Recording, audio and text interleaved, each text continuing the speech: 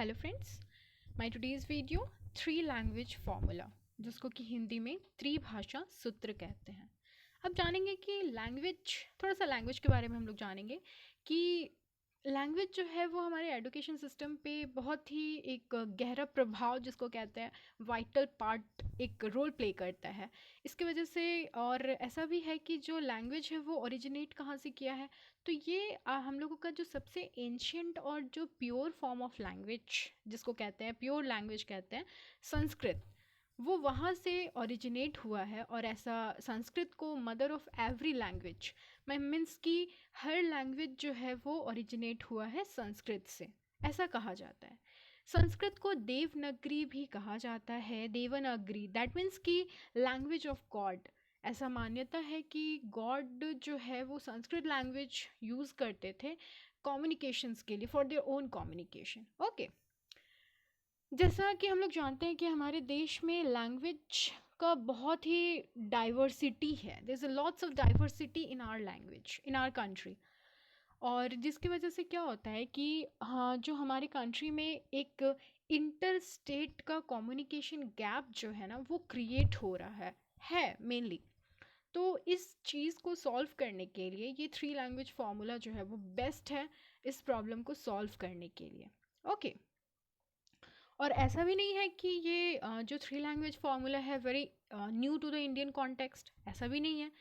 Because in the year of 1968, in the regime of Srimati Indira Gandhi, when she was the prime minister of our country, at that time she introduced it.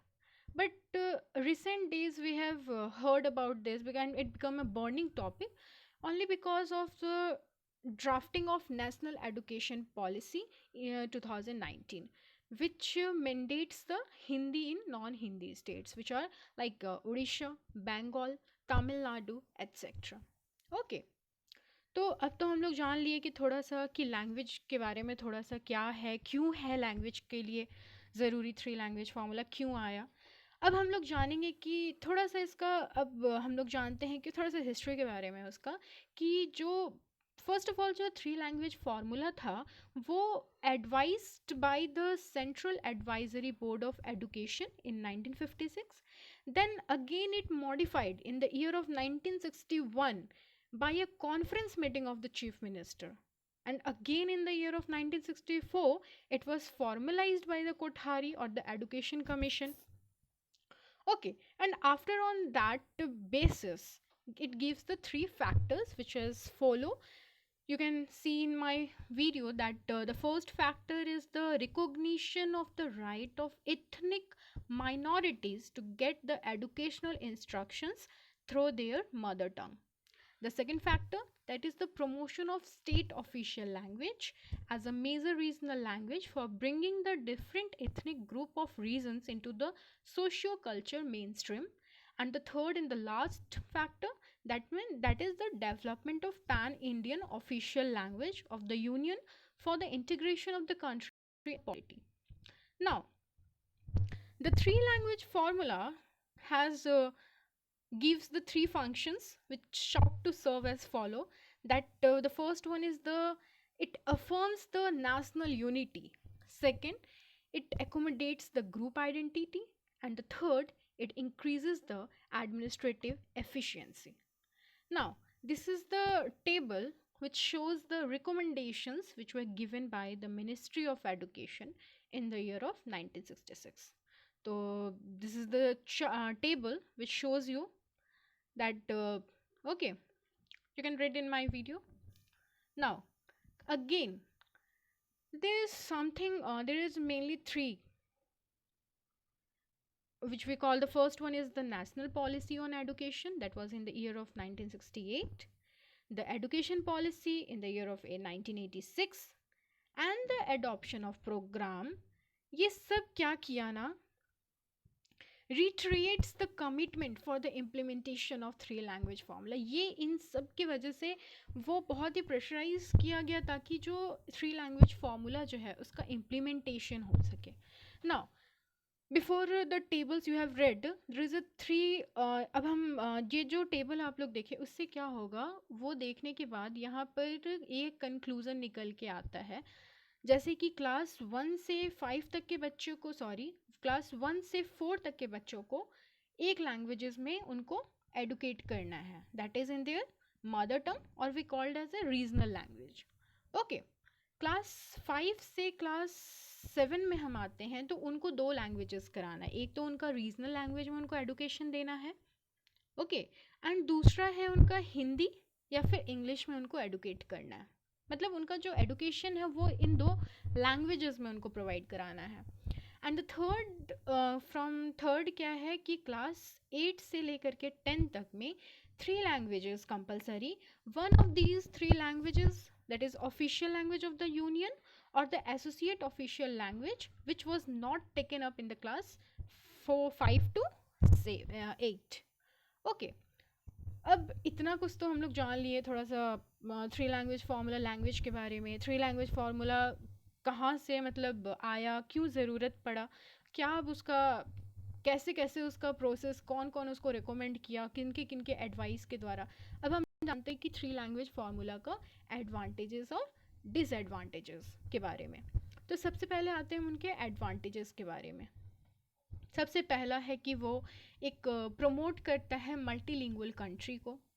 दूसरा है कि वो जो linguistic diversification होता है वो उसको support करता है, जिससे क्या होता है कि जो हिंदी स्पीकिंग स्टेट्स में जो बच्चे हैं उनको एक एक्स्ट्रा लैंग्वेज सीखने का स्कोप, सीखने का चांस मिलता है। तीसरा है कि वो इनइक्वालिटीज़, जो लैंग्वेज इनइक्वालिटीज़ होता है उसको रिमूव करता है। और फोर्थ है कि जो हमारा रीजनल लैंग्वेजेस है उसको वो इनकरेज, प्रमोट या फिर सपोर्ट करता है उसको इन्हेंस करने में, या फिर उसको बढ़ावा मिलता है हमारी रीजनल लैंग्वेजेस को। अब हम लोग आते हैं लिमिटेशंस के बारे में। What are the limitations of 3 language formula. क्या होता है कि जो कुछ स्टेट्स हैं जैसे कि Tamil Nadu, Kerala and many other states, ये लोग फॉलो करते हैं 2 लैंग्वेज फार्मूला। और ये 2 लैंग्वेज, और दूसरा है कि अब जो 3 लैंग्वेज फार्मूला को इम्प्लीमेंट करने के लिए क्या करता है, वो मैंडेट्स कर रहा है हिंदी को, मैंडेट्स करता है हिंदी को नॉन हिंदी स्टेट्स में। तो वो इम्प्लीमेंटेशन का बहुत ही ज़्यादा प्रॉब्लम हो जाएगा, वो इम्प्लीमेंटेशन एक टफ काम हो जाएगा गवर्नमेंट का कि वो इम्प्लीमेंट कर सके इन सब स्टेट्स में।